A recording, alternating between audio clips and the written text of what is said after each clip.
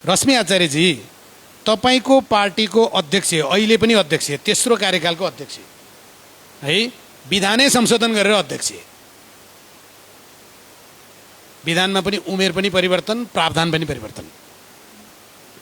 उहाँ नै प्रधानमन्त्री भएको बेलामा सामाजिक सञ्जालमाथि प्रतिबन्ध लाग्यो नियमनको नाममा।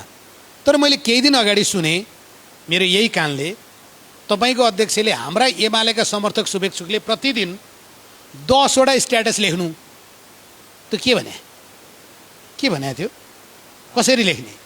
अब यसमा मेरो के रेस्पोन्स छ भने, खास गरी होइन, सिधा भन्नुहोस् न, त्यो 10 वटा स्ट्याटस चाहिँ कहाँ लेख्ने?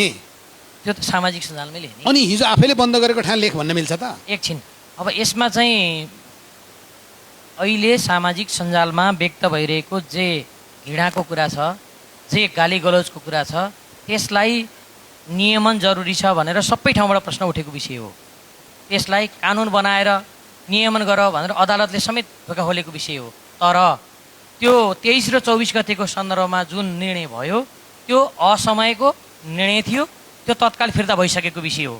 त्यसकारणले तर फिर्ता हुँदा नेपालको अर्बौंको सम्पत्ति लस भयो, त्योभन्दा ठुलो 76 जना मानिसहरूको ज्यान गयो, आमाहरूको कोखरित्यो, बाउहरूको कोखरित्यो।